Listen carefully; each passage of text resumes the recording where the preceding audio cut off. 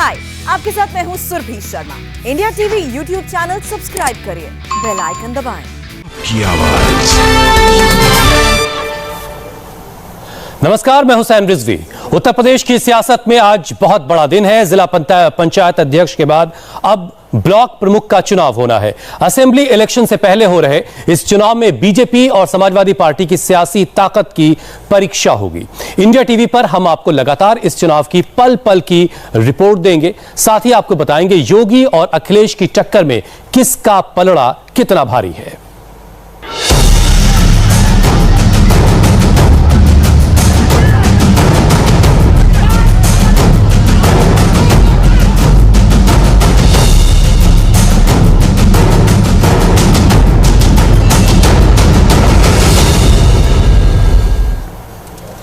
आज की सबसे बड़ी खबर, अब से 2 घंटे बाद उत्तर प्रदेश में ब्लॉक प्रमुख के चुनाव में वोटिंग शुरू हो जाएगी। यूपी में ब्लॉक प्रमुख की कुल 825 सीटें हैं, जिनमें से 349 सीटों पर बिना वोटिंग के ही फैसला हो चुका है। 349 सीटों पर ब्लॉक प्रमुख निर्विरोध चुन लिए गए हैं और बाकी 476 सीटों के लिए आज सुबह 11 बजे से दोपहर 3 बजे तक वोट डाले जाएंगे। जिन 349 सीटों पर उम्मीदवार निर्विरोध जीत गए हैं, उनमें से बीजेपी ने 334 सीटें जीतने का दावा किया है। समाजवादी पार्टी को 13 सीटें मिली हैं और 2 सीटें अन्य दलों के खाते में आई हैं। इस चुनाव की काउंटिंग आज ही दोपहर 3 बजे शुरू हो जाएगी, यानी वोटिंग खत्म होने के बाद काउंटिंग फौरन शुरू कर दी जाएगी और देर शाम तक नतीजे भी आने शुरू हो जाएंगे। यूपी में अगले साल होने वाले विधानसभा चुनाव से पहले ब्लॉक प्रमुख चुनाव को यूपी का सेमीफाइनल माना जा रहा है। ब्लॉक प्रमुख चुनाव को लेकर यूपी में पिछले कई दिनों से हिंसा और झड़प की तस्वीरें भी आ रही हैं। नॉमिनेशन के वक्त हंगामे हुए, बवाल हुआ और लखीमपुर में एक महिला के साथ बदसलूकी तक की तस्वीरें आई, जिस पर कार्रवाई भी हुई है और सीओ और एसएचओ समेत 6 लोग सस्पेंड हो गए हैं। आज वोटिंग और काउंटिंग के दौरान एक बार फिर से जबरदस्त हंगामे के आसार जताए जा रहे हैं। वोटिंग और नतीजों से पहले ब्लॉक प्रमुख चुनाव को लेकर यूपी में जबरदस्त सियासी संग्राम चला। चुनाव में बीजेपी और समाजवादी पार्टी आमने सामने है। बुधवार को नॉमिनेशन के दौरान कई जिलों में हिंसा हुई। सीएम योगी आदित्यनाथ ने कानून हाथ में लेने वालों के खिलाफ कड़ी कार्रवाई के आदेश दिए, जिसके बाद पुलिस एक्शन में आ गई है। पुलिस के मुताबिक ब्लॉक प्रमुख चुनाव में नॉमिनेशन के दौरान 24 जिलों के 24 थाना क्षेत्रों में हिंसा हुई, मारपीट और हंगामे की घटनाएं हुई। अब तक इन मामलों में 25 लोगों को गिरफ्तार किया जा चुका है। अब तक 16 केस दर्ज हुए हैं। 115 लोगों के खिलाफ नामजद केस दर्ज किया गया है, जबकि 1730 अज्ञात लोगों के खिलाफ भी मामला दर्ज हुआ है। वोटिंग और आज ही वोटिंग होगी और आज ही नतीजे भी आएंगे। तो 4 ये अलग अलग तस्वीरें इस वक्त आप देख रहे हैं। आज का दिन उत्तर प्रदेश के लिए काफी अहम कहा जा रहा है। ब्लॉक प्रमुख का आज चुनाव होना है, जिसमें से 349 सीटों के लिए निर्विरोध चुनाव भी हो चुका है। आज 11 बजे से 3 बजे तक वोटिंग होगी और 3 बजे के बाद वोटों की गिनती का काम शुरू होगा और शाम तक जो है नतीजे भी आने लगेंगे।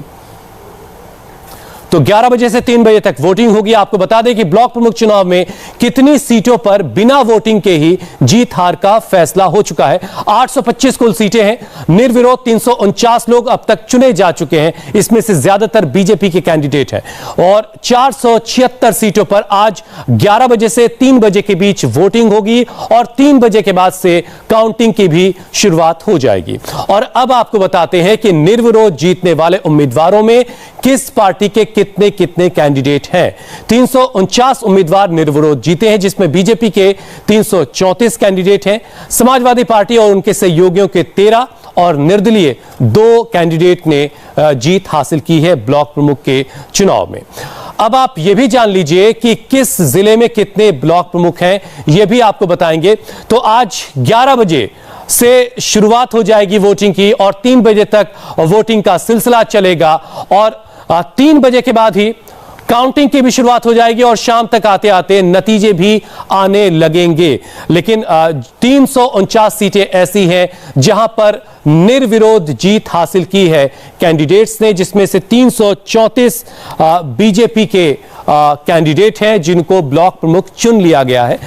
इसके बाद जो बाकी बची हुई सीटें हैं वहां के लिए 11 बजे से मतदान शुरू होगा और जो बीडीसी हैं वो ही मतदान में हिस्सा लेंगे और 3 बजे तक वोटिंग होगी और 3 बजे के बाद काउंटिंग के सिलसिले की शुरुआत हो जाएगी और शाम तक जो है वो नतीजे भी आने लगेंगे। और इस चुनाव पर पल पल का अपडेट देने के लिए हमारे साथ लखनऊ से इंडिया टीवी रिपोर्टर रुचि कुमार हैं, बाराबंकी से विशाल प्रताप सिंह है, लखीमपुर सदर से बीजेपी के विधायक योगेश वर्मा भी हमारे साथ जुड़ गए हैं। लेकिन हम सबसे पहले जरा ग्राउंड के हालात जान लेते हैं। रुचि, सबसे पहले लखनऊ के हालात के बारे में बताइए, वहां आसपास के इलाकों से क्या खबरें मिल रही हैं?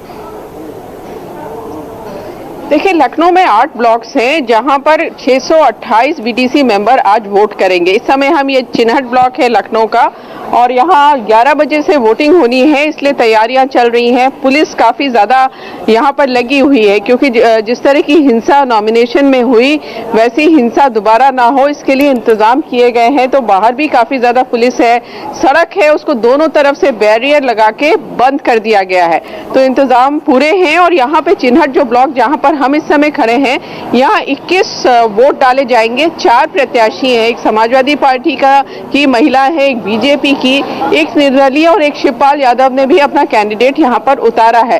तो काफी दिलचस्प यहाँ पे होने वाला है। 7 सीटें लखनऊ की ऐसी हैं यहाँ समाजवादी पार्टी और बीजेपी का सीधे सीधे मुकाबला है और एक जगह बीजेपी का जीतना लगभग मोहनलालगंज में तय है। तो सारी तैयारियां हैं और बीजेपी ये दावा कर रही है कि इन चुनाव में करीब 650 सीट वो जीतेगी। 300 का कल वो दावा कर चुकी है कि 300 वो जीत चुके हैं। यानी आज जो चुनाव हो रहा है उसमें बीजेपी का टारगेट है कि वो 350 कम से कम अपने ब्लॉक प्रमुख बना ले। हुसैन, बिल्कुल, योगेश वर्मा विधायक हैं लखीमपुर सदर से, वो भी हमारे साथ जुड़ चुके हैं। हम उनके पास जाएं उससे पहले हम विशाल प्रताप सिंह जो इस वक्त मेरे साथ बाराबंकी से, विशाल वहां से क्या अपडेट है? हमने जिस तरह की हिंसा देखी, आज किस तरह की मुस्तैदी, कितनी अच्छी तैयारी आपको दिख रही है? देखिए हुसैन, अगर बात किया जाए तो 11 बजे से लेकर के जो मतदान है ब्लॉक प्रमुख चुनाव का वो शुरू हो जाएगा और दोपहर 3 बजे तक इसको प्रस्तावित किया गया है। 3 बजे के बाद चूंकि जो वोटों की संख्या होती है वो बहुत ज़्यादा नहीं होती है, 70, 80, 90 या मैक्सिमम 100 वोट होते हैं कुल किसी भी ब्लॉक में। तो ऐसे में ये माना जा रहा है कि 3 बजे जैसे ही मतगणना खत्म होगी उसके बाद उसको काउंट किया जाएगा और ज़्यादा से ज़्यादा 1 घंटे के अंदर जो ज़्यादातर रिजल्ट हैं वो आ जाएंगे और कहीं भी किसी तरीके का विरोध नहीं होता है, प्रत्याशियों के बीच नोकझोंक नहीं होती है या फिर गलत तरीके से मतदान का आरोप नहीं लगता है।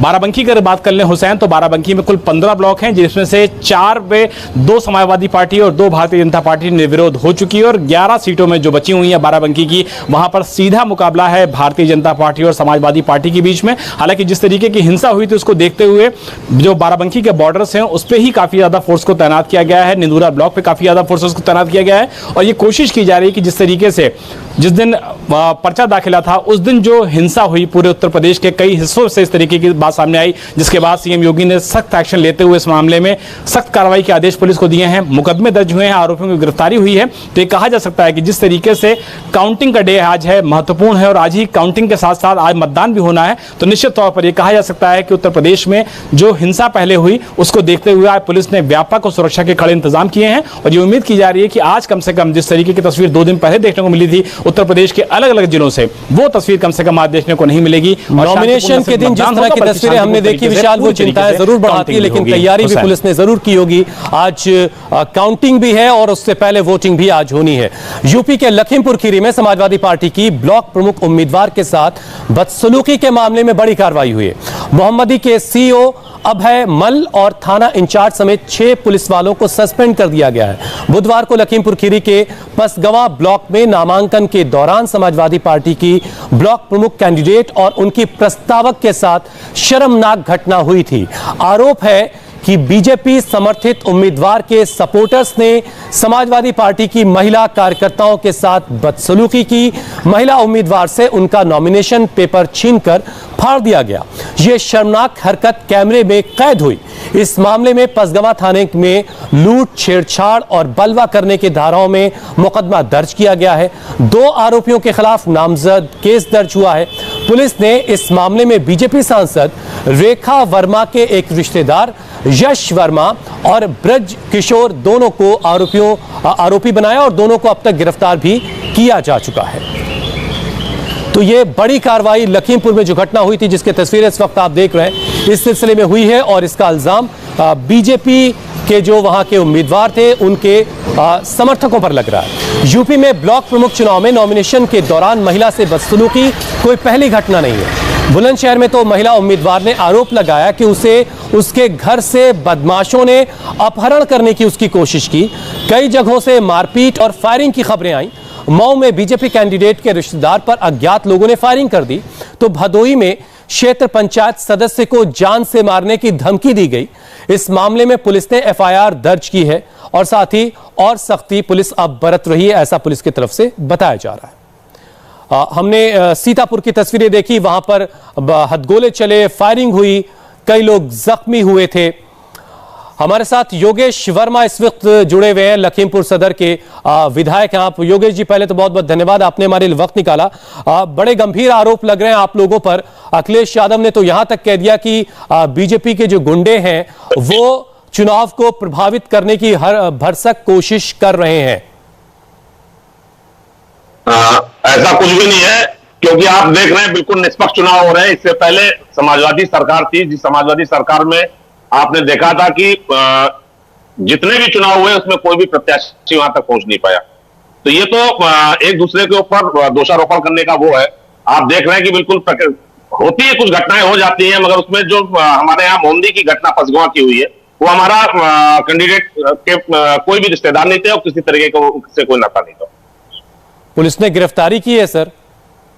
नहीं, गिरफ्तारी तो की है। ये तो हमारी तरफ से, क्योंकि सरकार की मंशा है कि बिल्कुल निष्पक्ष रूप से चुनाव हो, इसीलिए तो गिरफ्तारी हुई। इससे पहले जो भी सरकारें रही, क्या इस तरीके से आपने देखा निष्पक्ष चुनाव हो पाए? तो आप ये कह रहे हैं कि पहले निष्पक्ष नहीं होते थे, इसलिए अब भी नहीं हो सकते हैं? नहीं, इसीलिए आप तो बिल्कुल स्पष्ट देख रहे हैं कि माननीय मुख्यमंत्री जी के आदेशों पे कितनी सख्ती से कार्रवाई की गई। इससे पहले क्या किसी भी सरकार में इस तरीके से सख्ती से कार्रवाई की गई थी? कई तो ऐसे मैं खुद जानता हूं कि कई ब्लॉकों में तो चुनाव तक नहीं होते थे, अपने आप ही ऐसे निर्विरोध चुन लिए जाते थे सर। पूरी की पूरी 24 जिलों में हिंसा की घटनाएं हुई। अखिलेश यादव तो यहां तक कह रहे हैं कि यूपी में गुंडा राज चल रहा है। नहीं, ये तो उनकी मंशा क्या है, किस तरीके से वो बोलते हैं अखिलेश जी, क्योंकि वो भी बहुत बड़े नेता है और एक दल के मुखिया हैं। उनको अगर दोषारोपण करना तो कर सकते हैं, दोषारोपण किसी के ऊपर। इसमें हम लोगों का कोई, भाजपा की तरफ से आपने देखा माननीय मुख्यमंत्री जी ने, हमारे बाबा जी ने कितनी सख्ती से कार्रवाई के निर्देश दिए। कहीं भी अगर घटना कोई होती है, उस घटना के खिलाफ सख्त से सख्त कार्रवाई की जाएगी। नहीं, घटना हुई उसके बाद कार्रवाई का आदेश दिया ना, जो लखीमपुर में हुआ वो तो बहुत ही शर्मनाक था, जो तस्वीरें हमने देखी। नहीं जी, जो लखीमपुर में हुआ एक महिला प्रस्तावक के साथ, वो तो बहुत ही शर्मनाक हुआ और उसमें बीजेपी के समर्थकों पर आरोप लग रहा है। नहीं, वो हमारे पार्टी के समर्थक थे ही नहीं। हमारे पार्टी के, भाजपा के कोई भी कार्यकर्ता इस तरीके की कोई भी हरकत नहीं कर सकता है।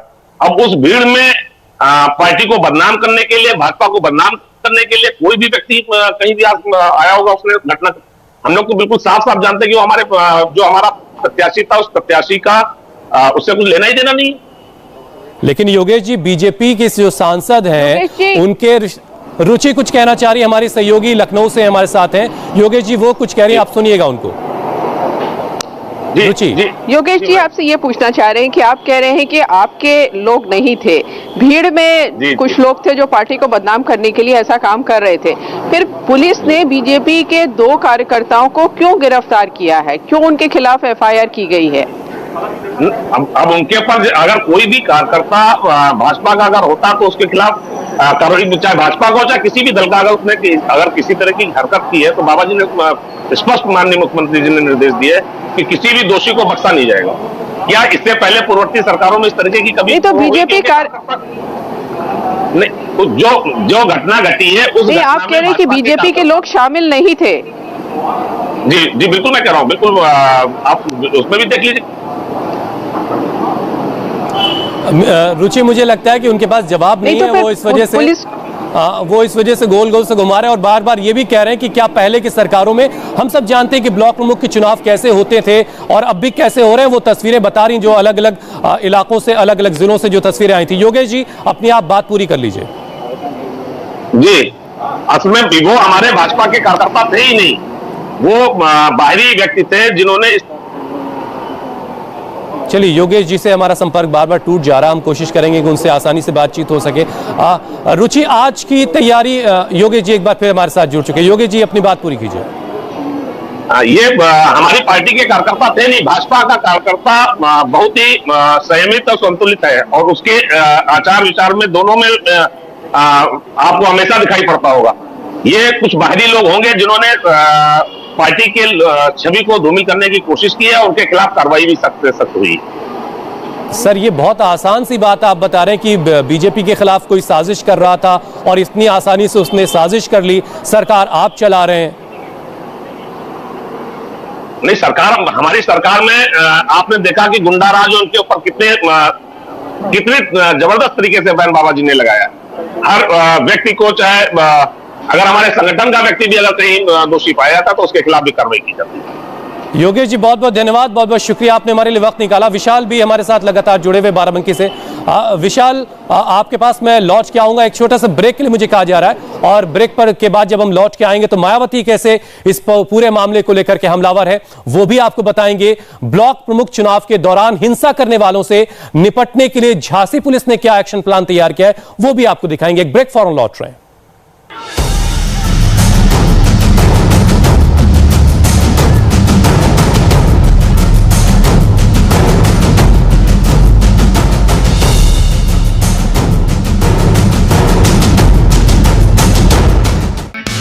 हाय, आई एम सुरभि शर्मा। खबरों से अपडेट रहने के लिए India TV YouTube channel subscribe करिए, साथ में बेल आइकन जरूर दबाएं। जुड़े रहें इंडिया टीवी के साथ।